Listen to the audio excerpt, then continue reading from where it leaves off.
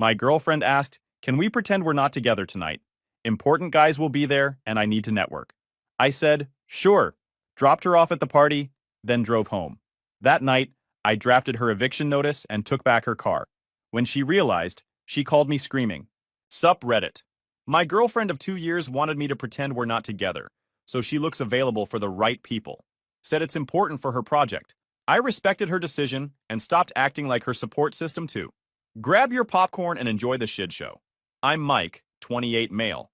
I work as a lineman for Evergy. The job pays solid, 75 grand base plus overtime that can push it past 90 if the weather's bad and the grid goes down. It's dangerous work too. The kind where you're up a pole in the middle of a storm at 3 in the morning, making sure people can keep their heat on. Tiffany thought it was cool at first. She'd brag to her friends about dating a guy who worked with his hands, who wasn't scared of heights or voltage or 12-hour shifts in brutal conditions. That lasted about 6 months. Then she started dropping hints about how I should look into management, office work, something with normal hours and a tie. She'd say it in a way that looked like she was worried about my safety. We met 2 years ago at a barbecue joint in Westport. She was a server there, 24 years old, funny, sharp. She'd roast customers under her breath while taking their orders, and I'd catch it from my booth. Made me laugh. I left her a fat tip and my number. She texted me that night. We got food the next day. Started seeing each other after that. She was working her tail off back then. Morning shifts at the restaurant, evening shifts at a retail store in the plaza, barely making rent on a studio apartment in a rough part of town. Her car was a beat-up Honda with 200,000 miles that died every third time she tried to start it. I'd get calls at midnight asking if I could jump it, pick her up, give her a ride. I didn't mind. She was working hard, trying to make things happen. That mattered to me. 3 months in, her car finally quit for good. Transmission went. The repair quote was more than the car was worth. She broke down crying in my truck, said she didn't know how she'd get to work. I drove her to a used car lot the next day and helped her find a decent Mazda. 12 grand. Low miles. Reliable. I floated her the down payment. 2,000 bucks. She insisted on paying me back in installments. 50 bucks a week. She actually did it for the first 2 months. Then the payment stopped. When I asked about it, she got defensive. Said money was tight. I let it slide because things between us were good. We were good. She'd cook dinner when I worked late. We'd watch movies. Go to Chiefs games. Take weekend trips to the Lake of the Ozarks. She pulled her weight. Made an effort. That's all I ever asked for. Month 8, she got let go from the restaurant. She said the manager was a creep who fired her because she wouldn't let him flirt with her. I believed her. She spent 2 weeks looking for new work, then said she needed a break. Needed to figure out what she really wanted to do. She'd been working since she was 16. Never had time to breathe. A break turned into a month. Then 3. Meanwhile, I was covering more and more. I started paying her car payment directly, $180 a month. Then I started covering her phone bill, 70 bucks. Then groceries because she was at my place most of the time anyway. Then dinners out. Then gas. The math kept creeping up, but it wasn't crazy money. Maybe $700-800 a month total. I made decent wages. I could handle it. The shift happened around month 14. Subtle at first. She stopped cooking. Said she wasn't feeling it. Stopped offering to help with anything. Stopped bringing up job applications. Started spending more time on social media. Posting photos constantly. She'd caption everything with vague inspirational quotes about manifesting your dreams and waiting for your season.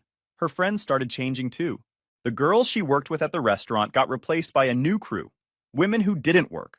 Who spent their days at coffee shops taking pictures of their laptops. Who talked about personal brands and content creation and building empires.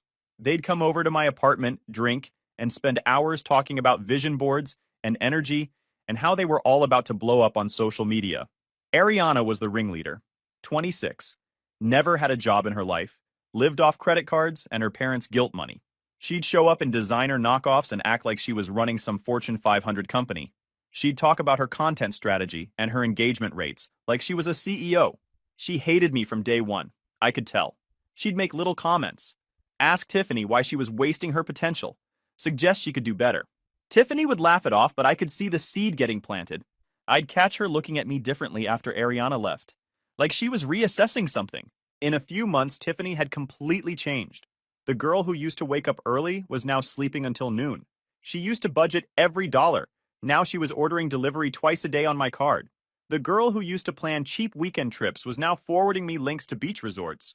Then one night, she brought up the party. Some networking thing at a rooftop bar downtown, she said. Ariana knew the guy throwing it. Some finance bro named Preston. Tiffany was excited. Said it could open doors. Help her make connections. I said I'd go with her. She seemed happy about it. Party night. We were in my truck heading downtown. She was checking her makeup in the mirror every 30 seconds. Taking selfies. We parked 2 blocks from the venue. Street parking. She didn't want to valet. Said it was too expensive. I offered to cover it. She said no. Just park here. So I did. That's when she turned to me with that look. And dropped the bomb. So listen, I need to ask you something about tonight. This event is kind of a big deal for me. There's gonna be some really important people there. Influencers, business owners, people who could actually help me build something real. I kept my hands on the wheel. Yeah, you told me. And the thing is, Preston specifically invited me. Like, personally invited me. Ariana says he's been asking about me. And I just think it would be better if I went in solo. Like, not as someone's girlfriend. Just as myself. Available to network. Available, I repeated. For networking, she said quickly. For connections. If I walk in attached to someone, it changes things. People don't take you as seriously if you're part of a couple. They want to feel like they're discovering you. Like you're a fresh opportunity. I looked at her. She wouldn't meet my eyes. You want me to act like we're not together? Baby, it's just for tonight. You can come in later. Separate. We'll just act like friends if anyone asks. It's not a big deal. I sat there for a moment, watching her fidget, watching her try to sell me on my own humiliation, and something just clicked. Everything became clear. Yeah, okay, I said. No problem. She blinked. Really? Really? You should definitely go in solo. I want you to get exactly what you're looking for tonight. She smiled, relieved. Thank you. You're the best.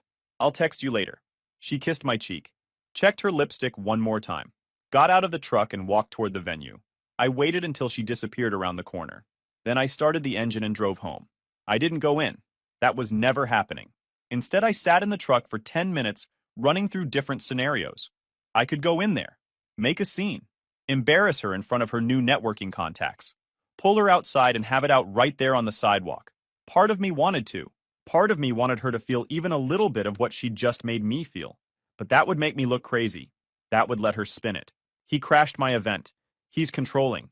He wouldn't let me have my own career. Ariana would back her up. I'd be the villain. No. Better to let her have exactly what she asked for. Let her network. Let her see what happens when the safety net disappears. I drove back to the apartment and started making calls. First one was to Damon, my best friend since high school. He answered on the second ring. What's up? You busy? Watching the game. Why? Need your opinion on something. I told him what happened. Silence on the line. Then, you messing with me? Dead serious. Where are you right now? Home. She's at the party. I left. Good. More silence. I could hear him thinking. What are you gonna do? Haven't decided yet. Probably end it. She's got her name on nothing. I'm on the lease solo. Car's in my name. I've been covering everything for months. How much we talking? Monthly? Maybe 800, 900? Phone, car payment, groceries, gas, random stuff. Adds up. Damon whistled. And she asked you to play invisible. That's the one. Man, you gotta move on this. Tonight. Before she spins some story. You know how this goes. He was right. I'd seen it happen to other guys. What do you think I should do? I looked around the apartment. 2 years of funding someone else's life while they shopped for my replacement. All right, I said. I'm doing it. Need backup? Not yet. But I might need you to stay here in a few days if she won't leave. Damon laughed. Say less. I'll bring the air horn. We hung up. I called the leasing office first. Explained the situation to the property manager. She'd dealt with this before. Told me what they needed on their end.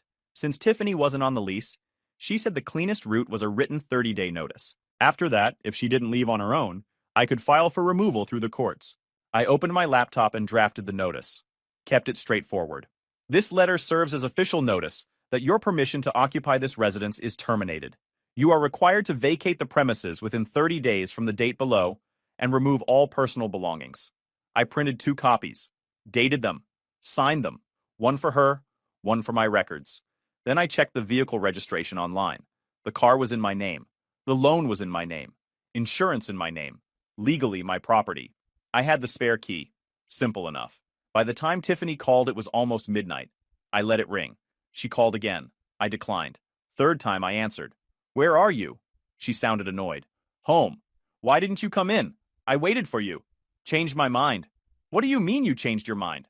I've been texting you. How am I supposed to get home? Rideshare, Uber. Ask one of your networking contacts. Mike, what the heck? My phone's almost dead. Come get me. Can't help you tonight. This is so immature. You're seriously gonna leave me downtown? You wanted to be solo tonight. I'm just respecting that. She started to say something else, but I hung up. Turned my phone to silent. Went to bed. Tiffany got home around 2 in the morning. I heard the door slam. Heard her stumbling around in the dark, cursing under her breath, probably trying to figure out what happened. She came into the bedroom. Mike, I pretended to be asleep. Mike, I know you're awake. I didn't move. She huffed and went to the bathroom. Water running. Cabinet doors opening and closing harder than necessary. 10 minutes later, she climbed into bed on her side. Didn't say another word. Was out cold within minutes. I waited until 8. Got up quiet. Made coffee. The apartment looked exactly the same as when she'd left for the party. I laid the notice on the kitchen counter where she'd see it first thing. Right next to her phone charger. Couldn't miss it. Couldn't miss. Then I grabbed my work bag and left for my shift. When I got home that night around 6, the apartment was a mess. Tiffany was sitting on the couch with the notice in her hand. Her eyes were red. Ariana was there too, sitting next to her. Both of them looked up when I walked in. What is this? Tiffany held up the paper. A notice to vacate. You've got 30 days. You can't kick me out. I live here.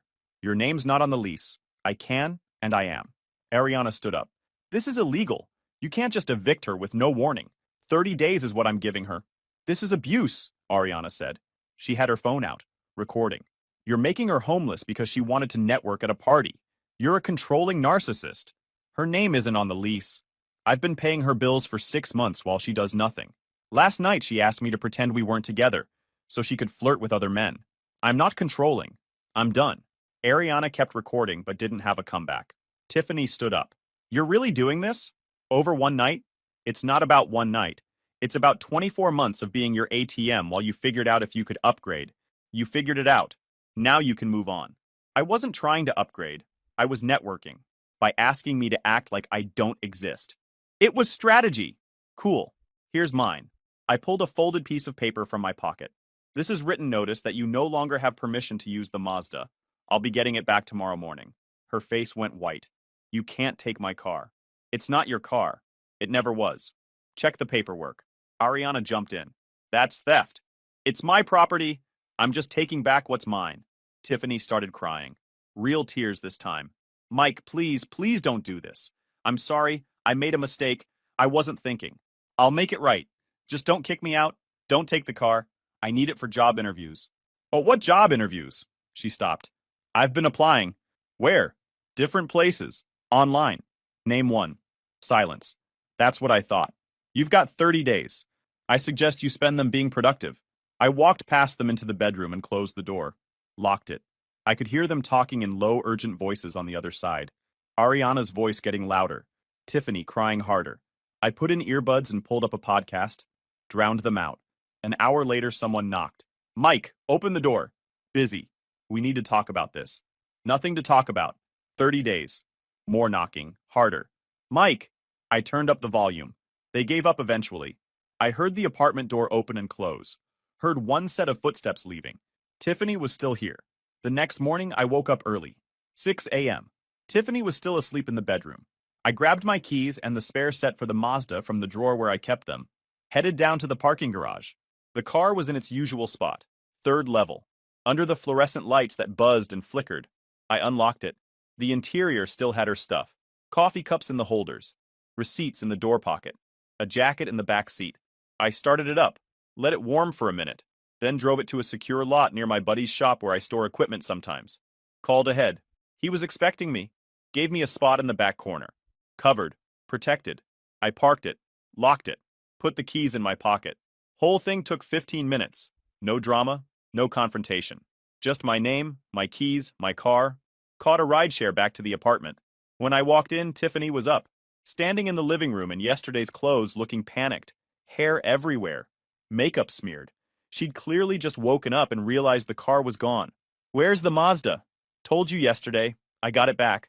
She stared at me, realizing I wasn't bluffing. Wasn't negotiating. Just enforcing boundaries. She went back to the bedroom. Slammed the door. I made coffee, got ready for work. Around 9, I heard her come out. She was on the couch with her phone, eyes still puffy. She looked up at me. Can we please talk about this like adults? Sure. What's your plan for the next 30 days? I don't have a plan. I don't have anywhere to go. Better start figuring it out. Mike, I'm sorry. I really am. It was stupid. I was trying to impress people who don't matter. You can't just throw me out on the street. That's cruel. You're not on the street. You have a month, more than enough time to find a room somewhere. Get a job. Figure it out. I don't have money for a deposit. I grabbed water from the fridge and went back to the bedroom. Day 3, I called Damon. She's still here, I told him. Hasn't packed a thing. Just sits on the couch texting people. Ariana's been over twice planning something. You need someone there, Damon said. Witness. Safety. So she can't claim you threatened her or whatever story she's cooking up. You offering? I'll stay on your couch for a week or two. Help make sure everything stays documented and above board. Give me an hour. Damon showed up with a duffel bag and his gym stuff. He walked past Tiffany on the couch and dropped his bag by the door. Hey, Mike. Thanks for letting me crash for a bit. Tiffany stared at him. What is he doing here? He's staying here for a while. There's no room. He'll use the couch. I'm using the couch. Then use the bedroom. That's where most people sleep anyway. She grabbed her phone and went to the bedroom. Slammed the door. Damon settled in. He was just there. Present. A witness to everything that happened. He'd work out in the morning. Take up some space in the kitchen meal prepping. Watch TV. Exist. But him being there changed everything. Tiffany couldn't corner me alone. Couldn't cry or manipulate without someone else seeing it. Couldn't make up stories about what I said or did because there was always a witness. Couldn't claim I was threatening her or controlling her when Damon was right there seeing me go about my normal life. He was protection, documentation, insurance against whatever story she might try to spin later. Ariana hated it immediately. Tiffany tried to coexist at first. She'd come out in the morning and Damon would be on the couch. She'd try to use the kitchen and he'd be making breakfast. Normal roommate stuff. But him being there made everything awkward for her. She'd ask him to keep it down. He'd comply. She'd complain about him taking up space. He'd offer to coordinate schedules. She felt like a guest in a place she'd been treating as hers. One morning, she ordered delivery. Damon commented, "Another $40 on takeout? Mind your business." Just saying. That adds up fast. She retreated to the bedroom mad. Damon would look at me and shrug. Point made without being aggressive about it. Day 5, she tried a different approach. Came out in the morning, acting friendly. Offered to make Damon breakfast. He declined. Said he had a very specific macro plan. She offered to clean up his gym stuff. He said he liked it where it was. She finally snapped. Why are you being like this? Like what? Hostile, rude. I'm not being hostile, I'm just living my life. You're the one who has a problem with it. You're trying to make me uncomfortable. I'm trying to exist in my friend's apartment. You're the temporary roommate here. Not me. I'm not temporary. I'm his girlfriend. Ex-girlfriend, Damon corrected. She looked at me. I didn't disagree. That night I came home from work to find Ariana in the apartment. She was sitting on the couch next to Tiffany. Damon was in the kitchen making a protein shake that smelled like gym socks and sadness. We need to talk, Ariana said when she saw me. No, we don't.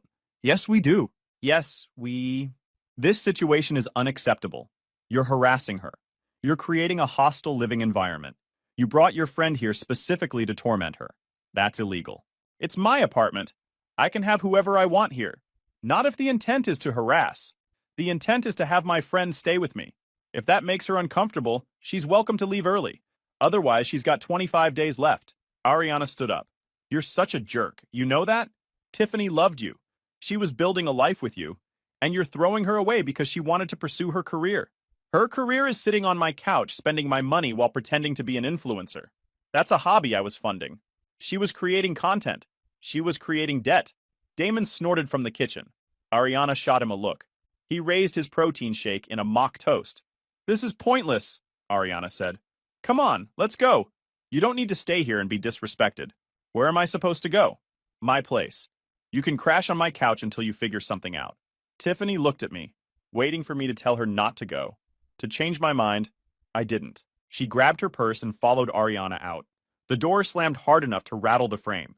Damon came out of the kitchen. Think she's actually leaving? Nope, she'll be back tonight. Ariana's place is tiny and her parents are there. She's not staying long. How long we playing this game? However long it takes. He nodded. I'm staying a while then. Tiffany came back 4 hours later. Didn't say anything. just went straight to the bedroom and locked the door. I could hear her on the phone, talking to someone. Probably Ariana running support. Over the next week, Damon and I lived normally. We'd have a couple guys over to watch a game. I'd cook at whatever hour worked for my shift schedule. Tiffany tried different things. Being silent, being nice, offering to help around the apartment. None of it changed the countdown. She had days remaining and nowhere to go. She'd ask why I couldn't just forgive her and move on. I'd just reference the notice. 20 days left. 19. 18. Ariana started showing up more. She'd arrive unannounced and stay for hours. The two of them would sit in the bedroom with the door closed, having loud conversations clearly meant for us to hear. He's a psychopath. This is what abusers do. I just don't understand how he could do this. Damon would turn up his music. After a week of this, things got worse. Day 12, I came home from work to find Ariana in the kitchen cooking, using my groceries, my pans, my stove.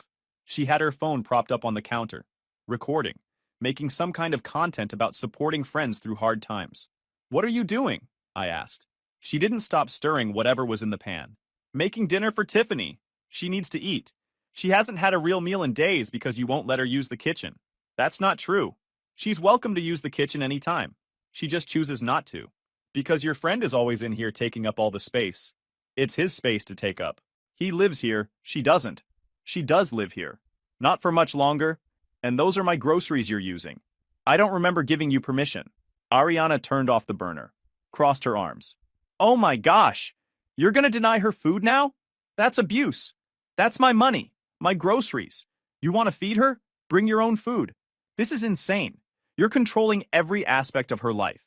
Where she can go, what she can eat, who can visit her. This is textbook abuse." Damon appeared from the hallway.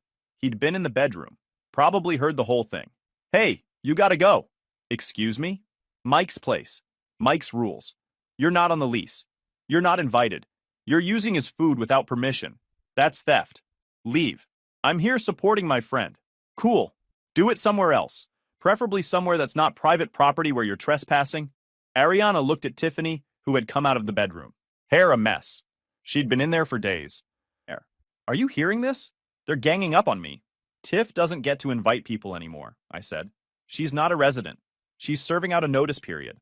No guests. That's the rule. You can't do that." "I can, and I am." I pulled out my phone.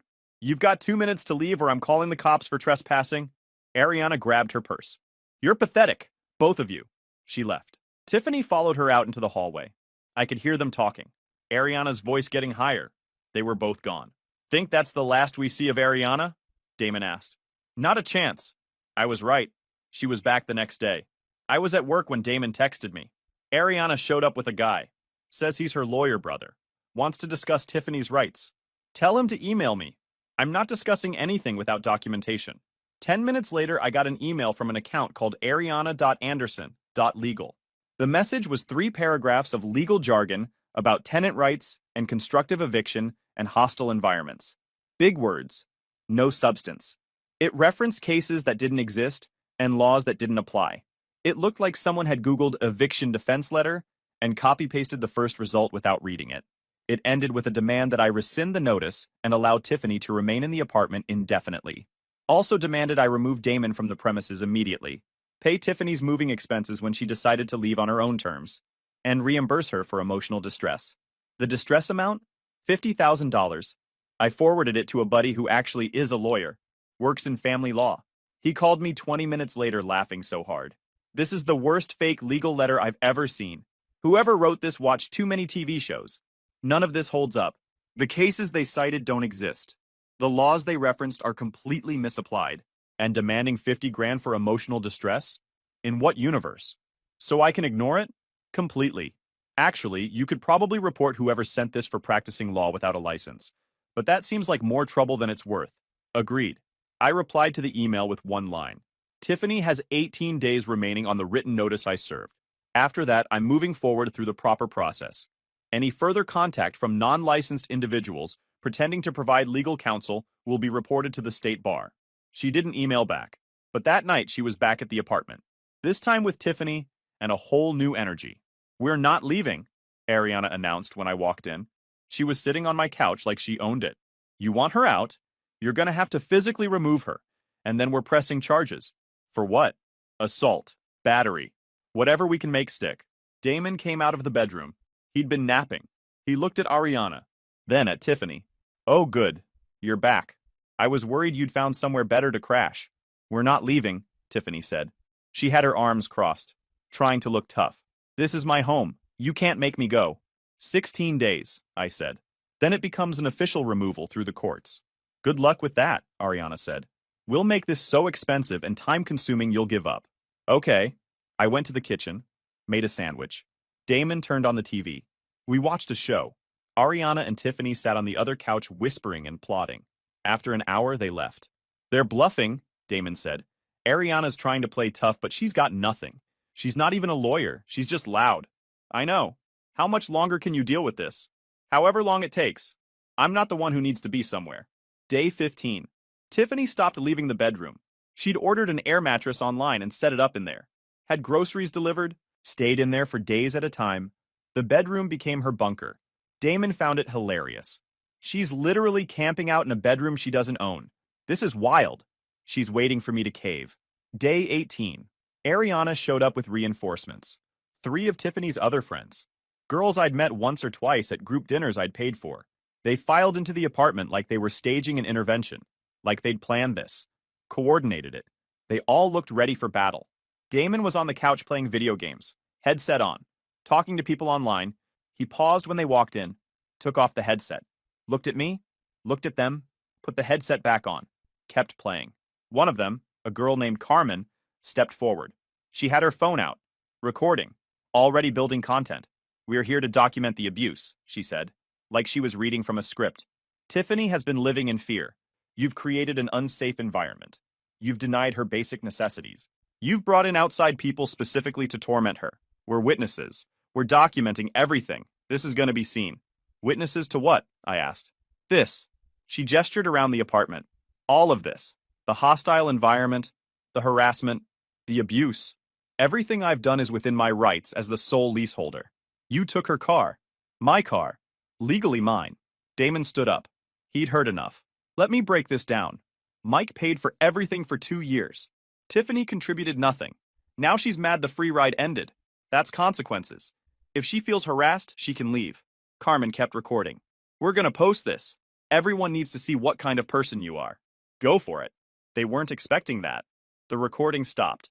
You're gonna regret this, Ariana said. When everyone sees what you've done, how you treated her, you're gonna be canceled. Damon laughed. Canceled by WHO? Your 900 bot followers? Yeah, man, Mike's really worried about that. Ariana's face went red. She grabbed her phone. Come on, we're leaving. This is a waste of time. The crew filed out. Tiffany stayed in the bedroom. Didn't even come out to defend herself. That night I heard her on the phone, crying. She was talking to her mom. I caught pieces through the door. I don't know what to do. I don't have anywhere to go. He's really kicking me out. I thought he was bluffing, but he's not. He served me papers. His friend is living here making everything impossible. I can't even use the bathroom without him being in there first. Mom, I don't have any money. I can't afford anything. Can I come home? A long pause. I could imagine her mom's response. The disappointment. The I told you so. I know I messed up, but I didn't think he'd do this. I thought we'd fight and make up and figure it out like we always do. Another pause. Longer this time. No, I get it. You don't have room. It's okay. I'm not asking to move in permanently. Just for a few weeks while I figure something out. More silence. Okay. I'll figure it out. Thanks anyway. She hung up. Heard something hit the wall. Her phone probably. Heard her moving around the room. Opening drawers. Closing them. Finally packing. Really packing this time. I felt nothing. No satisfaction. No guilt. Just the quiet certainty that she'd done this to herself. The next morning I woke up to find her in the kitchen. She looked terrible. She'd been up all night. Trembling hands. She was making coffee, but her hands were shaking so bad. I'm gonna stay with Carmen for a while, she said, defeated, until I can figure something out. She said I can sleep on her couch for a few weeks. Okay. Can I take some of the kitchen stuff? No. She nodded. Didn't argue. What about the TV in the bedroom? Mine. The sheets? I bought them. She was grasping, looking for anything she could take. 2 years of living here and she owned almost nothing. Just clothes, some makeup, random personal items. Everything else was mine. I'm sorry, she said finally. I made a mistake. And I get why you're doing this. I do. But I never thought you'd actually go through with it. I thought you loved me too much to follow through. That's the problem, I said. She didn't have an answer for that. Just stood there looking at the floor, at her feet, at the coffee grounds she'd spilled. She went back to the bedroom, started hauling trash bags full of clothes to the door, made 3 trips, her entire life packed into garbage bags. Damon helped her carry the last few bags down to Ariana's car. Not because he felt bad, just because it would get her out faster, speed up the process. I watched from the window, saw her loading bags into the trunk, into the back seat, saw Ariana standing there offering moral support, probably already planning how to spin this story. When she was done, she stood by the door with everything she owned in garbage bags. "I'll need the Mazda to move my stuff," she said. "No. Mike, please, just for today. I'll bring it right back." "No. It stays with me. Ariana's car is downstairs. Figure it out." She looked at me one more time, waiting for me to soften. I didn't. She left, door closing behind her. No slam.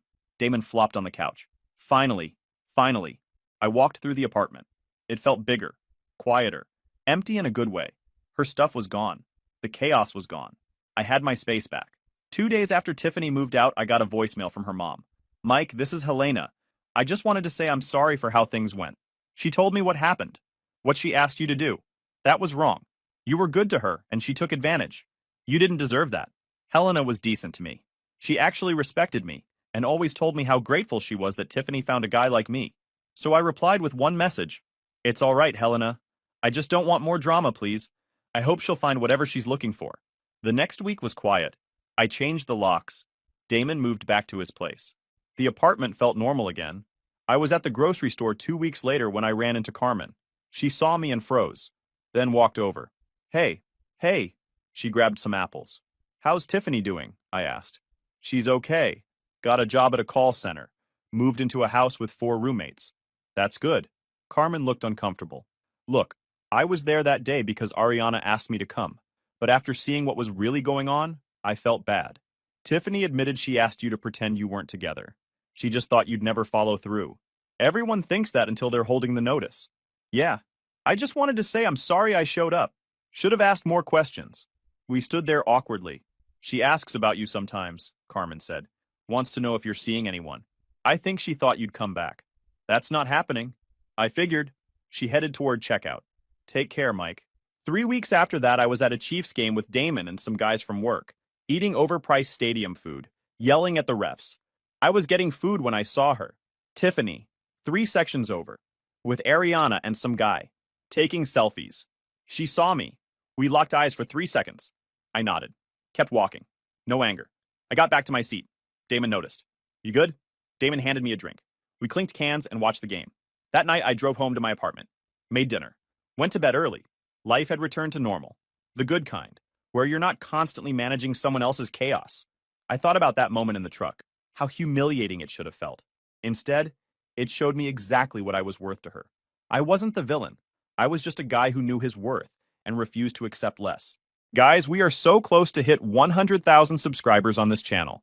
If you are not subscribed to the channel, please consider subscribing. It really helps hit that 100,000 mark. Thanks for making this dream